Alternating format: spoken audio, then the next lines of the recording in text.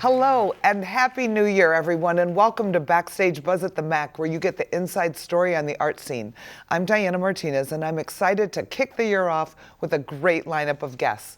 Later, Janie Sarther will preview the films coming to this year's Global Flix International Film Series. Then, Maestro Kirk Musprat will tell us all about New Philharmonic's upcoming production of The Merry Widow. But first, I am so pleased to welcome Janie Oldfield and Kuhn to the show.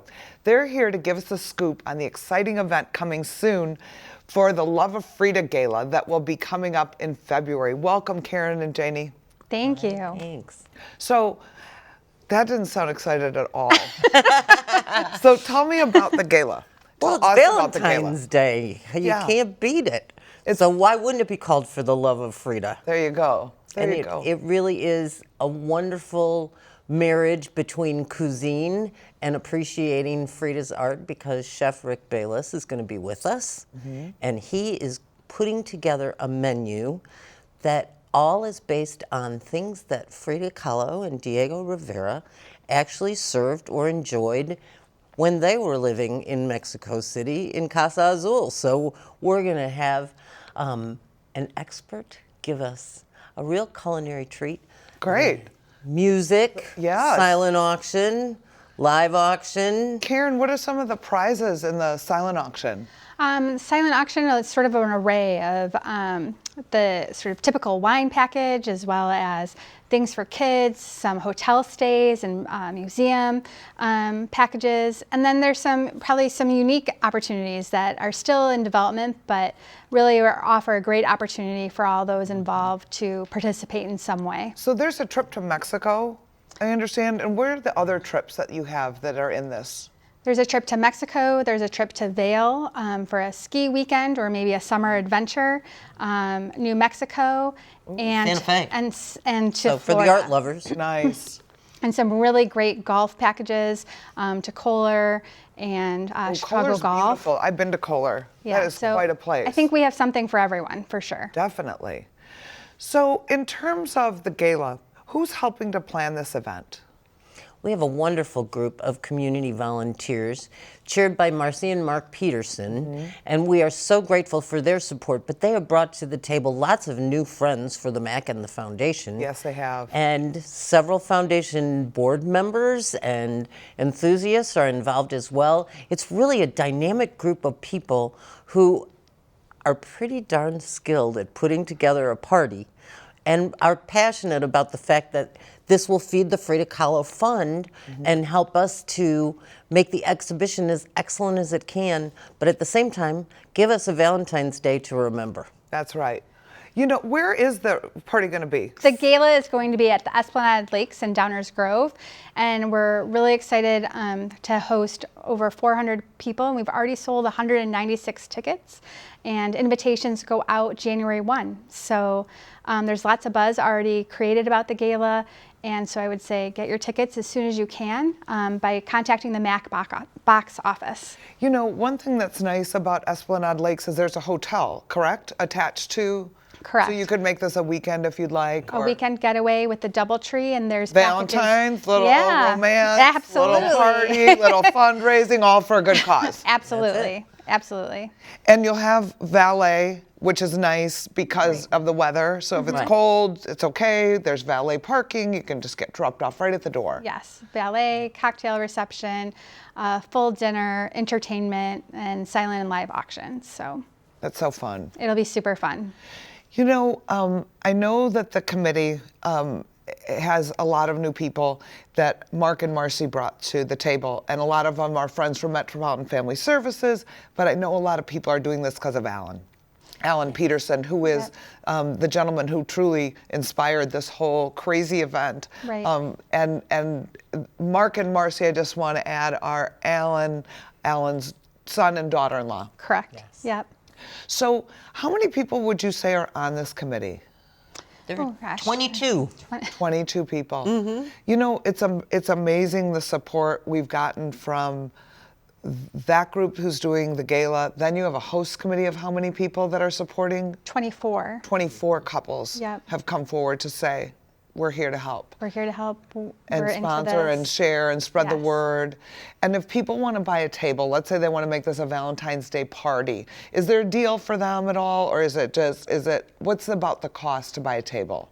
About $3,000? Just under $3,000. So it's actually more economical for people to buy a table. Okay. And that's what we're really encouraging, because this is a party for Frida and to have a great time. And so gather your friends together, enjoy it together, and let's have a great night. So all the proceeds, we should make this clear, because people might say, wow, $300 a ticket, that's a lot.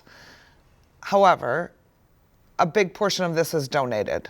Correct. And this is all going toward the Frida Kahlo Gala exhibition. Yep. Right. Yeah, absolutely. All the proceeds are really going to help support the exhibition, to bring it to the community. You know, when the exhibition came, and you know this better than anyone, Diana, that we're not here to make money. But we do have to cover our cost. And so this exhibition will help bring it, bring Frida to the college at no cost, you know, to the taxpayers there. You know, let's talk about some of the amazing sponsors that have come forward to help with this. So we start out with Bank of America, who's our title sponsor. Right. Ball Horticulture. They're amazing. Amazing. And they're doing the garden. Yes, it'll be so fun. White and Company. He's doing the photo exhibit. Right. Nicor Gas. Just signed on. Just signed on. So exciting. Yep. The DuPage Foundation and Arts DuPage together. They're going to do Frida's birthday. So if you came to Frida Fest, now we're going to have Frida's birthday thanks to the DuPage Foundation. Yep. And then we've got some great partners with the DCEO and NEA has come forward. Correct. It's just so exciting. And Ecolab, I think. Ecolab gave us a grant for the children's area. That's so nice. Yeah. So nice. Who else are we missing, Janie, that you can think of? I was thinking about with the gala, there are some individuals sponsoring the gala, and we are so grateful to all of them too. People that were inspired by the Peterson family to step up, and so they have really helped us to get to our goal for the gala. So nice. It's pretty wonderful. So nice. Yeah. You know, one thing that I think is important that everybody knows, we just started selling tickets. And I don't even know if I've shared this with you. We have people from 7 different countries who have bought tickets, 35 different states. So the tourism and the economic impact that we've been hoping this will have is coming true. So it's a good thing, not just for those coming to the gala or coming to the exhibition, it's good for the community. Absolutely. I want to thank you both for what you're doing, because raising the money is the hard part. And you guys have been doing a great job, and we're still looking for a few more. Yep, a few absolutely. More. Yep. There's always an opportunity. There is. There's always an opportunity. And if not, we will make you one. Do you have anything else you want to share? I just think the one thing that I didn't say when we started to talk is, and as you said, $325 a ticket feels steep. Right. But we're going to be in the room with Chef Rick Bayless, and he's going to visit every table. Every guest will have an opportunity to chat with him. And he really is, for Chicago, with his Frontier Grill and Topolobampo, he really is it in terms of a real opportunity to have the real thing. So absolutely, he will not be remote. He will be commenting on all the food, and it's a great opportunity to say, I had a date with Rick Bayless on Valentine. Oh, I like There it. you go. I like it. I had a date with Rick Bayless on Valentine's Day. We're not stretching the truth. No. There you go. Thank you so much for coming on Thank you. today. Don't miss out on the opportunity to experience this one-of-a-kind event, a date with Rick Bayless on Valentine's Day. Tickets for the Love of Frida can be purchased online at frida.givesmart.com or by calling the MAC box office at 630-942-4000. Janie Sarther is the MAC's Education and Community Engagement Coordinator, and every year she helps organize free global flicks. She's here to share more about the incredible international films coming to the series this year. Welcome, Janie. Thank you. Good to be here. Thank you. So tell us about these movies. Every year, it's a different set. You think, how can we outdo how well it was received last year? And every year, with the help of the faculty and the global ed department here at COD, we just find new worlds and new stories to share. Well, and it always seems like there's too many, and then it's down to like, no, I want this one. Yes, and I want all documentaries. Like, give me the documentaries. I want the truth. And I want all of the, like the blockbusters. Love stories. Yeah, you want to laugh and cry. I want information. You want information. So that's a good news, though. There's a lot of perspective to make this balanced. So I think the best part about them is they are free. And I think that's one of the nicest things we do in the winter when it's February and March this year. Yes, and the colder the weather, the better the attendance. Isn't that Everybody funny? wants to get out. I think so. And get out for a reason. And it's a chance not just to see a film, but it's a chance to have a conversation. Following each film, we have faculty, staff that stay in, they're experts either on that country or that culture or that situation, and they help facilitate a dialogue. With the audience. Yes. And that's what I think is unique about it. It's a conversation with the audience and with each other. Yes. And I think that's what makes them so attractive to people, don't you? I agree. And I'm the type of person that I don't want to ask the question, but I want to hear the answer. And it's a really great time to better understand what happened in a film, or maybe something didn't quite click and you didn't understand what that was. Right. And it really takes that film experience to the next level of understanding. So this year, we have Frida, which I'm going to say is going to be one of my favorites. Sky and Ground, Z, 2 Days, 1 Night, Virunga, and Shoplifters. What's your favorite? I'm most excited for Sky and Ground. Okay, tell us about that one. Documentary. A family that is in Aleppo, Syria, has been bombed out of their home. They are forced, and they make their way to the Greek-Macedonian border and are stuck. They have relatives in Berlin that they can stay in touch with through phone. And they say, if you can get here, we can help you get asylum. So they start walking. 3 generations. Some of the filming is using their own phones. And they document by foot their travels to get to a new home. Well, and right now, how much more timely could it be? This is from 2018. This is current story. This is real life. Well, and it's probably happening right now as you're watching the movie, too. And the family is endearing. It's not all doom. It's really an uplifting story of what we can achieve and what we can do. Right. So, okay, so we have a documentary, and we have Frida, which is kind of like a biography, historical fiction. Yes, and it's a story you can hear over and over again because her life is so layered. It is. There's so many stories about her life that are so intriguing, and the film does this really unique thing where they recreate the painting in the film. So one of the paintings we have in our exhibit is the broken column, and that is created in the film, and that's the neatest thing to see this film and art come to life. Well, what I love about this movie is, 1, Salma Hayek stars in it. 2, the director, Julie Taymor, is brilliant. She's creative, she's artistic, she did The Lion King. And 3, it's based on the most cited biography of Frida, Hayden Herrera.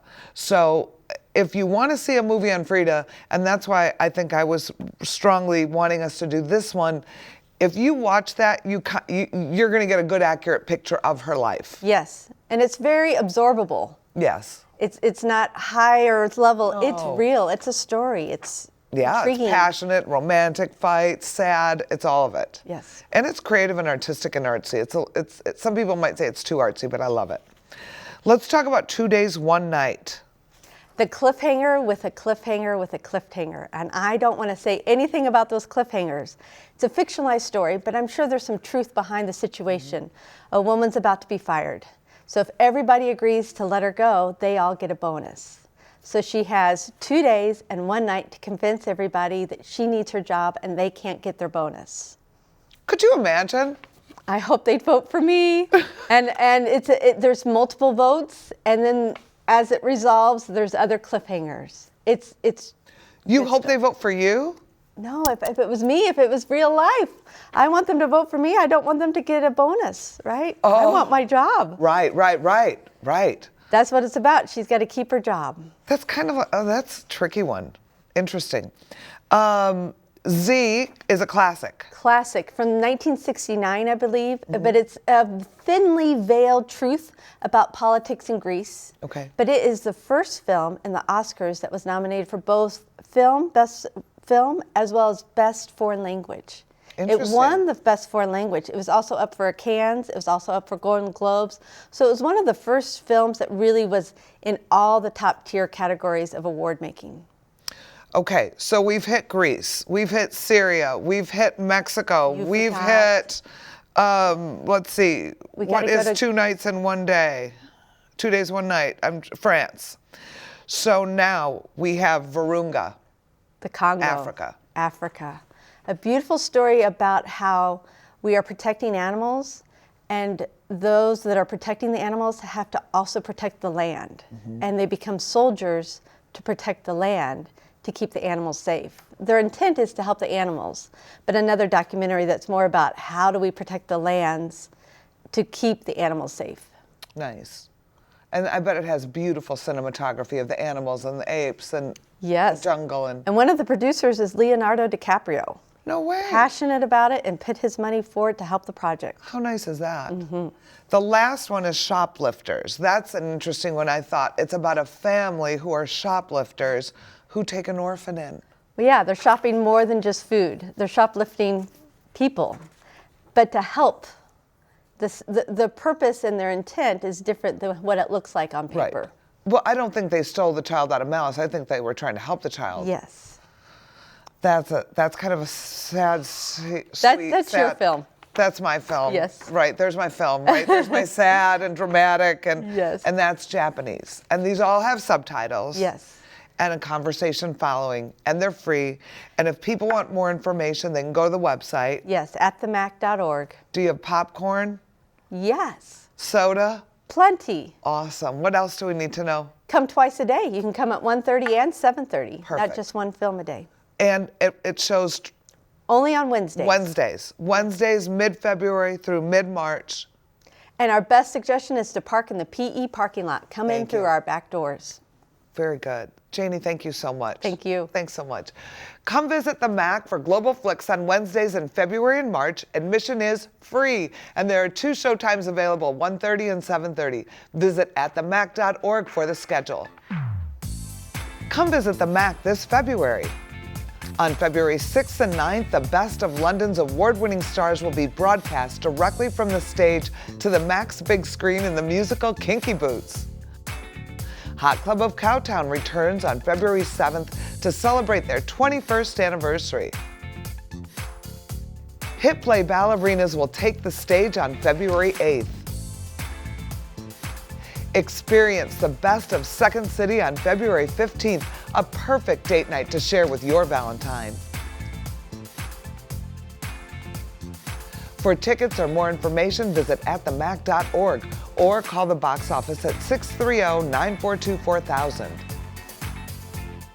Maestro Kirk Muspratt is back to tell us about the new Philharmonic's The Merry Widow. Welcome, Kirk. Thanks, Diana. So tell us what the story is about, because a lot of people might not know the story. It's so complicated, so bear with me. No, it's an operetta. But it's a comedy. It's a comedy, yeah. So, you're in a little made-up country, a Balkan country named Pontevedra, okay? And there's a king. He has a son named Danilo, Prince Danilo. There's a very nice farm girl named Hannah, and they meet in the fields and fall in love and hug and kiss. The king finds out that his prince son is kissing this farm girl and ships him off to Paris. So she's sitting there going to the meadow going, oh, I get it. The prince, blah, blah, blah. So he goes to Paris. He's heartbroken. But by the way, he's a young prince in Paris. And there are places like Maxime's and dancing girls. She, meanwhile, gets tired of sitting around and marries the richest man in all of Pontevedra. Right. He is 95. She's 23. Oh, jeez. And right after the wedding night, he dies of a heart attack. Perfect. And yes, exactly. And he's 20 times richer than Bill Gates. Okay. He owns half the country. So they thought they were going to get his money, the state, and now Hannah has the money. And she goes, you know what? I think I'm going to go to Paris and see this boy now. So At the I'll just finish. The Pontevedrian embassy, they're saying, Danilo, you have to marry this woman right now. And she's like, wait a minute. You dumped me and left me in the field. Yeah, and now your country's going broke and you left me in the... He didn't really, the father just like, shipped them off one night with the guards. And they're both sort of, so it's a comedy of errors. So to find out how it ends, you have to see the show. Yeah, and it's all happy at the end. They all kiss and everybody... You just gave it away. Oh, no. Oh, sorry. Okay, I shouldn't have... Well, it's an operetta, so it has to be. Yeah, it has to be. And how many people in the orchestra? About 40. About 40? Yeah. And how many people in the cast? Oh, 24 maybe, including the chorus. It's a nice size. Oh, yeah, it's all couples that are all mixed up, and the Sam Brioches with the Cascada's wife and the blah, blah, blah. It's all flirtatious, and people there's a fan that goes to the wrong person's, all this stuff. I love really the opera stories. They're always so complex. Yeah, and this is what's great is because it's operetta, it's piece, then spoken dialogue and action, like a Broadway show. Nice. Because it's operetta. So there's lots of room for comedy and different accents. Either you're too French or you're Cascada, or it's hilarious. It's really hilarious. It's my favorite operetta. So if they go to France, I bet the costumes will be beautiful. Oh, Kim has showed us. I mean, in our production meeting, you should have seen the beautiful costume. She set it. We all decided to set it in the 1920s. So it's like, roaring 20s. The flappers. The flappers. Right? And as she says, everybody's going to be decked out in jewels and all this, like crazy. And then at the end, we end up at the Moulin Rouge. Fun. So there's more feathers. And there's can music and can girls. Beautiful. All of them know Danilo. So the can. So you've got some French music, I assume. Oh, yeah. French sounding music. Yeah. And Maurice Chevalier, does he have something to do with this? Yes, he does. Actually, there's a famous movie made in 1934 with Jeanette MacDonald and Maurice Chevalier. And they're the two couples. It's a black and white film, and it's just so gorgeous because he's so charming, and of course she's got a great voice. She's got that beautiful Jeanette MacDonald voice.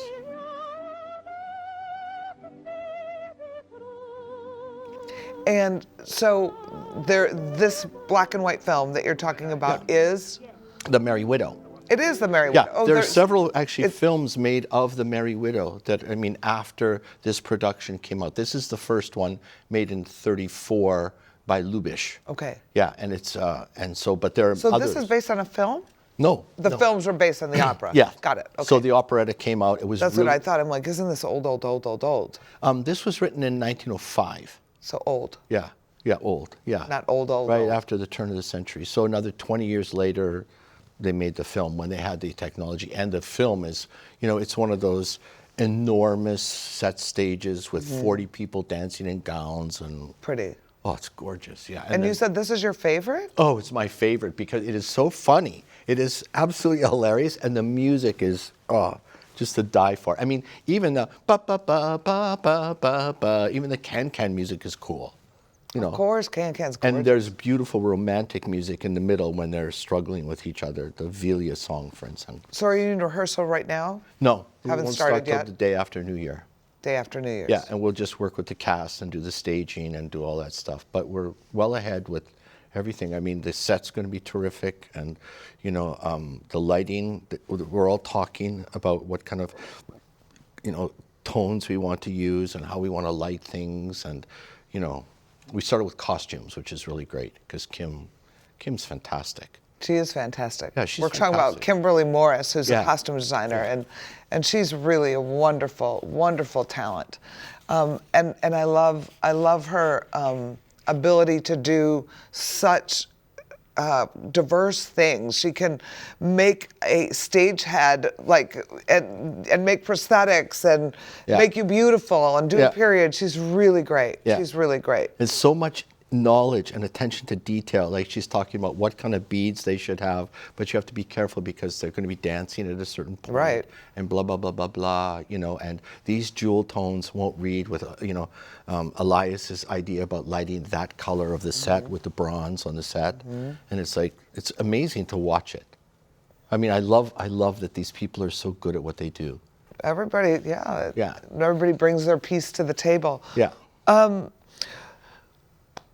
What should people know about this show? It's sung in what language? English. English. Oh, lovely. Yeah, and we'll No have English subtitles. super titles too, just so that that if you don't hear so well, or the orchestra's a little too loud, or they turn a little bit, so because all the comedy, You have to understand every yeah, word, it's right? it's pretty normal. It's in English and it's great. And Michael, our stage director, has basically rewritten all of the dialogue so that it makes sense in the 20s and in that opulent, roaring 20s time, and yeah. Interesting. Yeah. And who is starring in it? Oh, well, the two big stars are, Prince Danilo is Jesse Donner, who has sung with us, and he's about 6'5", okay? And Elisa Jordheim, who has sung with us, her nickname, by the way, is Peanut, okay? We call her Peanut. She is 4'11", okay? And she's singing Hannah. So right away, Michael has comedy to deal with right there, because probably Jesse could just, pick her up if he wanted to give her. Put her in his pocket. Yeah, exactly. Cute. And they're fantastic voices. I mean, these people, Elise has just been at the Paris Opera. Jesse just sang this role at the Florida Opera. So they're terrific. So we're all good. Oh, yeah. Awesome. Oh, yeah, it's going to be a blast. Well, thank you for coming on. That's all Thank the time you. we have.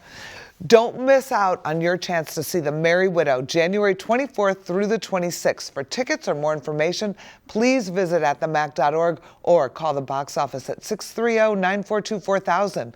That's all the time we have for today. Thank you for watching. We look forward to seeing you at the theater and next time on Backstage Buzz.